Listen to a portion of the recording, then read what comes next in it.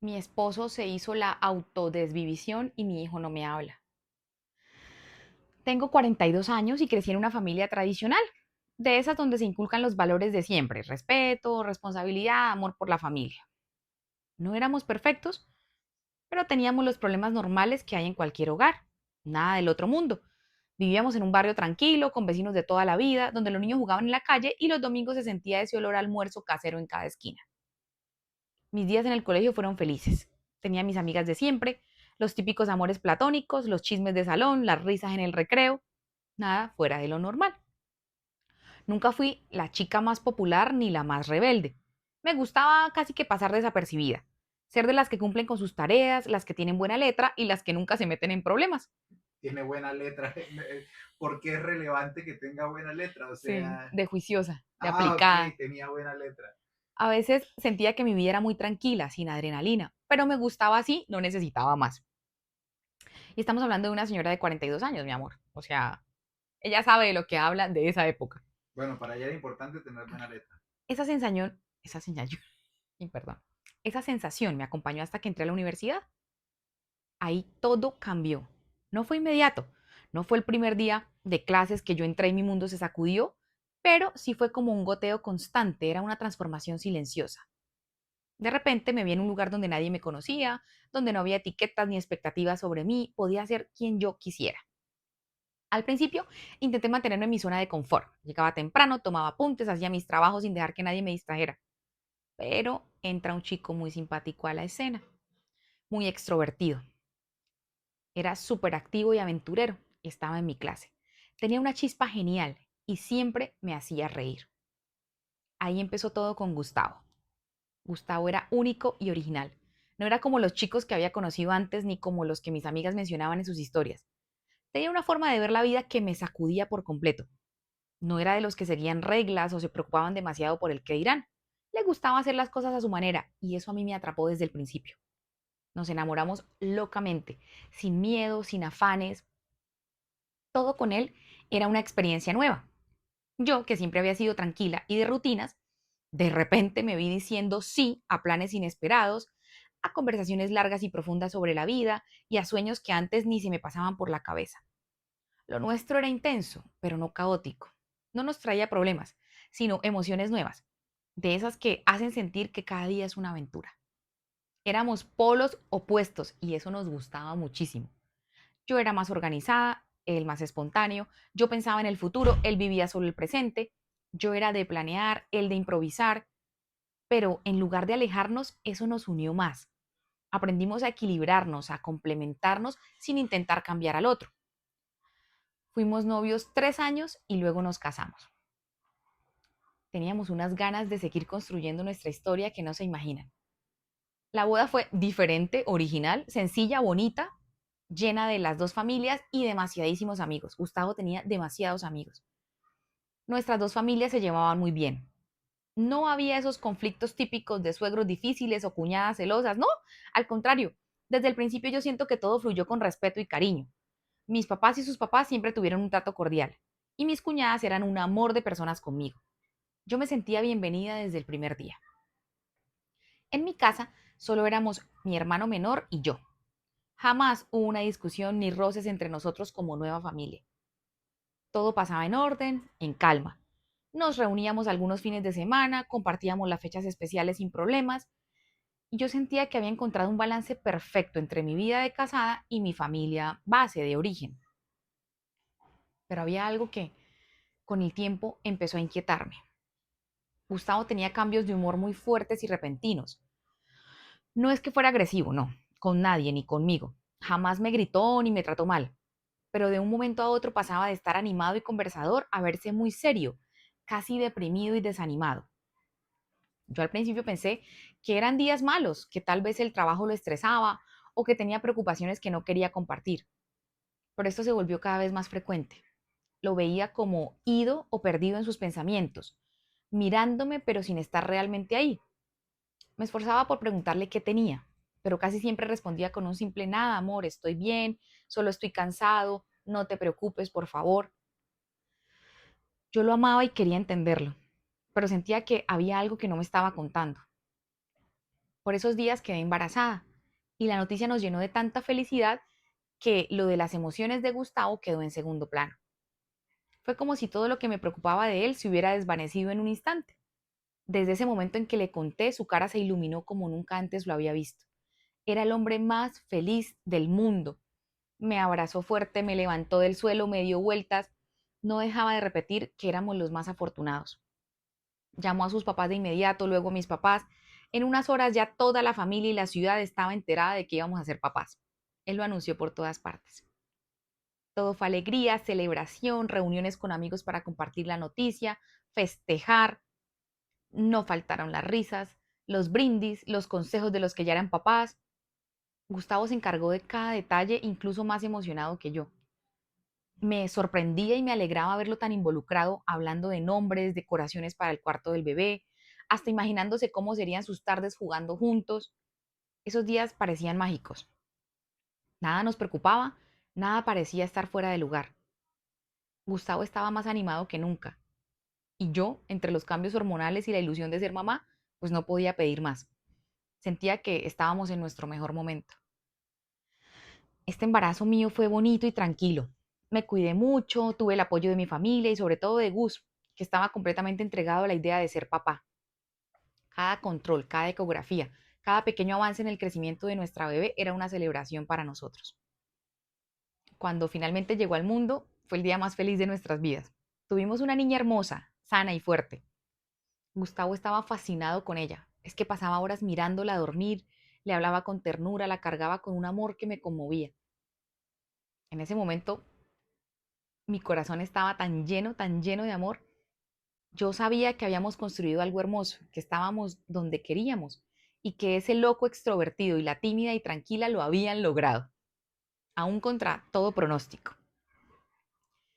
Desde que nació nuestra hija, yo dejé de trabajar para dedicarme a cuidarla. Fue una decisión que tomamos juntos pensando en lo mejor para ella. Gustavo siempre me dijo que podía contar con él, que no me preocupara por nada, que la familia era su prioridad. Y en medio de esa felicidad decidimos que era buena idea darle un hermanito o hermanita pronto, para que crecieran juntos y se hicieran compañía. No queríamos que nuestra hija se sintiera sola. Y además, Gus decía que lo mejor era aprovechar la etapa de pañales y trasnochos de una vez, o sea, salir de eso. Así que sin pensarlo mucho nos lanzamos a esa idea. Y efectivamente, en menos de un año ya estaba esperando yo a mi segundo bebé. Todo parecía perfecto. Pero este segundo embarazo fue terrible. Desde el primer mes todo se sintió diferente. Mientras que en el primero me había sentido llena de energía y con un brillo especial, con la chispa de la vida a flote, en este fue todo lo contrario, parecía una zombie. Las náuseas empezaron desde el día uno y no eran solo por la mañana, me daban todo el día. No importaba si había comido, si tenía el estómago vacío, la sensación de asco y mareo era constante. Los olores me atacaban sin piedad, el café, los perfumes, el jabón, hasta el olor de Gustavo me revolvía el estómago. El cansancio era insoportable. Sentía como si me hubieran drenado toda la energía, como si el nene me chupara la vida. Apenas me levantaba de la cama y ya quería volver a acostarme. Me costaba cuidar a mi hija, me costaba hacer las tareas básicas del día a día de la casa, no tenía fuerzas para nada. También tuve dolores de cabeza súper fuertes, de esos que no se calman con nada, que me hacían cerrar los ojos y aguantarme las ganas de llorar, porque el simple hecho de moverme me hacía sentir peor. A veces sentía punzadas en la cabeza como si algo me apretara por dentro. El dolor en la espalda y las piernas también era constante. Apenas pasaban unas horitas del día y ya me sentía como si hubiera cargado sacos de cemento. Las noches se volvieron una tortura porque me encontraba en una posición incómoda todo el tiempo, o sea, no hallaba cómo acomodarme para dormir. Daba vueltas en la cama, intentaba acomodar la barriga, nada ayudaba.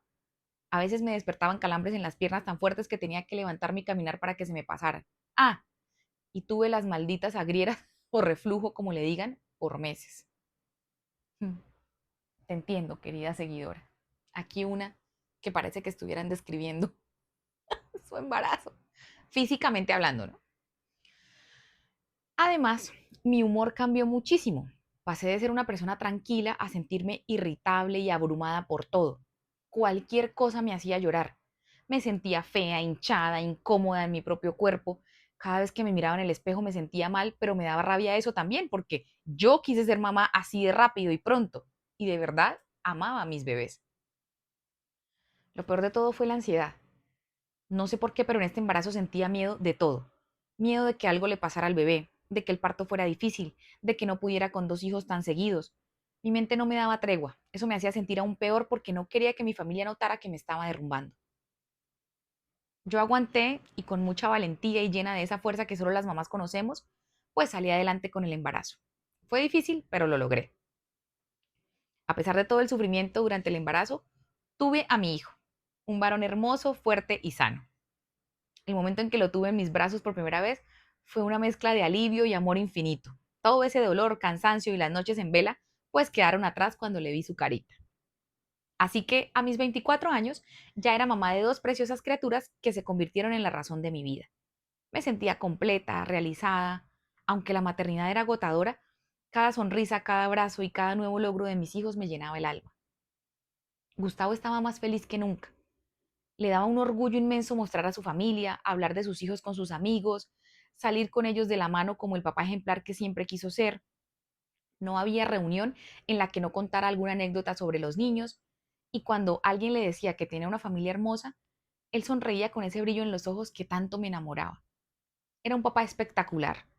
Jugaba con ellos sin importar lo cansado que estuviera, los dormía leyéndoles historias, los llevaba al parque los fines de semana. Nunca faltó a una actividad del colegio tipo festival, reunión, a nada.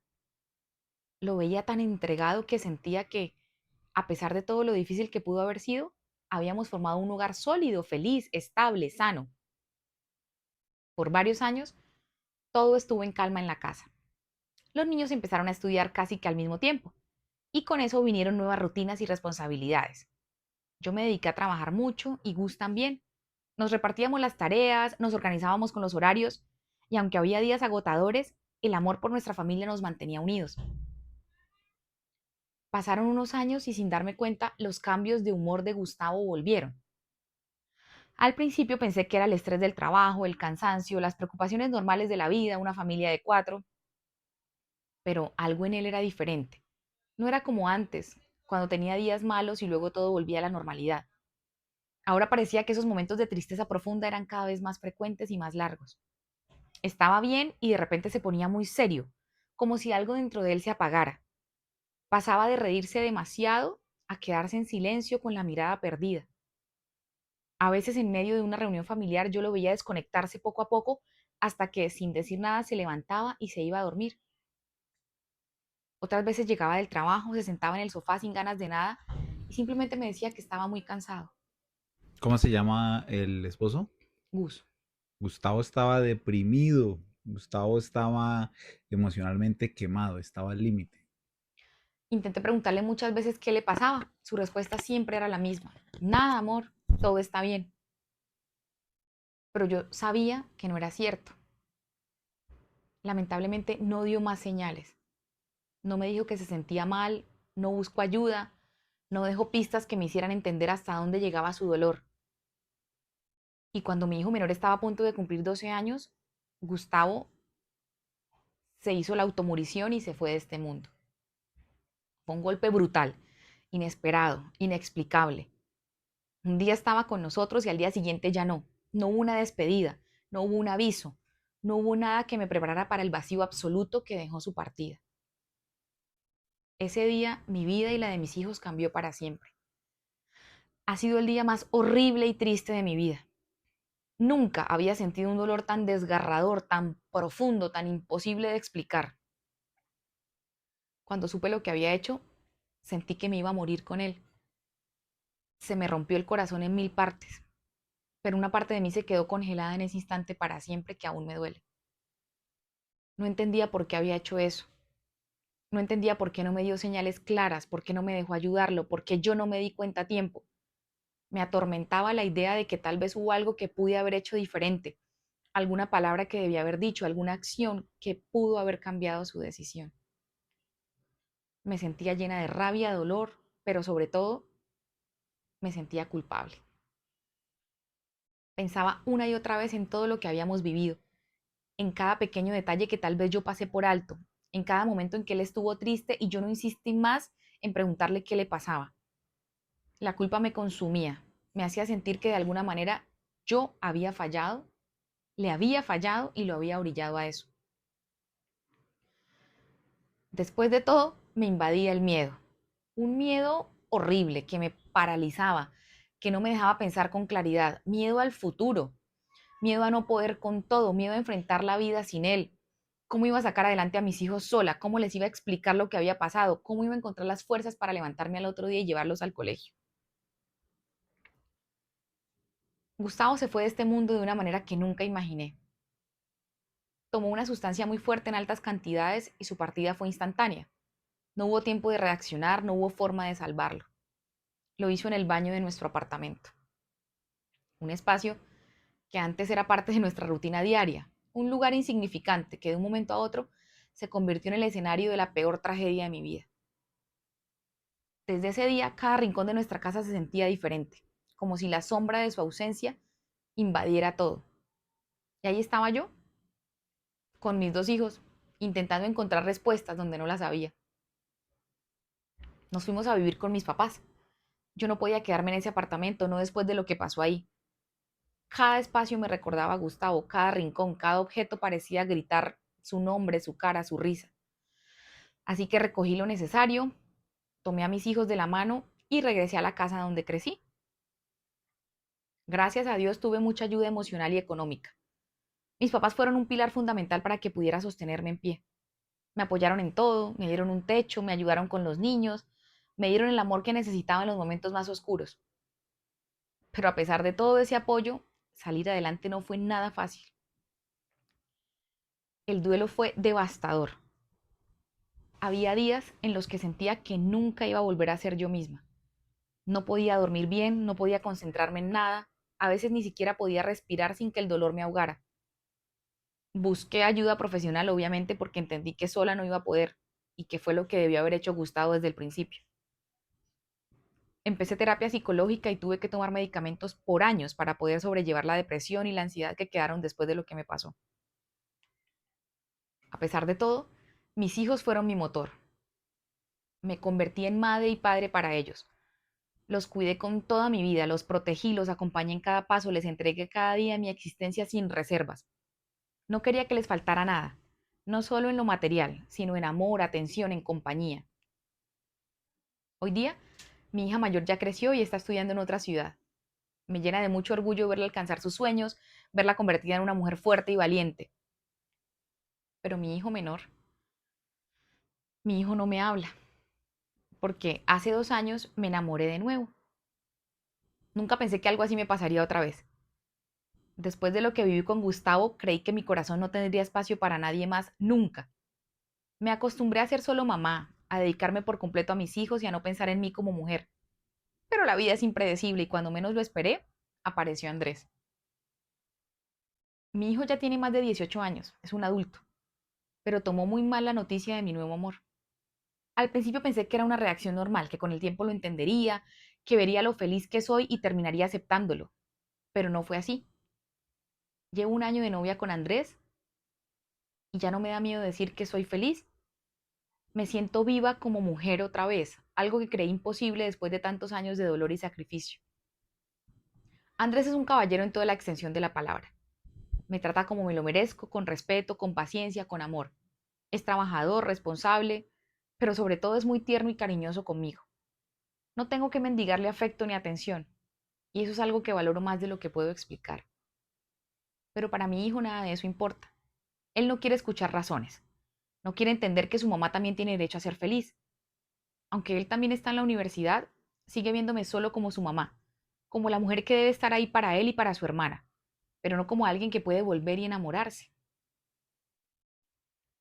Me ha dicho cosas duras, palabras que me han herido más de lo que me merezco y de lo que quisiera admitir. Me ha hecho sentir culpable por querer rehacer mi vida como si estuviera traicionando la memoria de su papá. Lo peor de todo es que me ha amenazado con irse de la casa si mi relación con Andrés avanza. Y yo elegí a Andrés, ¿saben? Con dolor, pero con determinación. Le dije a mi hijo que daría mi vida por él si fuera necesario, que lo amo como a nadie en este mundo, pero que mi vida como mujer no está muerta por lo que hizo su papá. No quiero mencionar mucho a Gustavo porque su recuerdo sigue siendo un tema delicado para todos, pero él tenía una enfermedad silenciosa y disfrazada. Quizá era depresivo y bipolar, pero jamás lo atendió como se debía. Durante años actuó muy bien, se negó a aceptar su realidad y no permitió que nadie lo ayudara.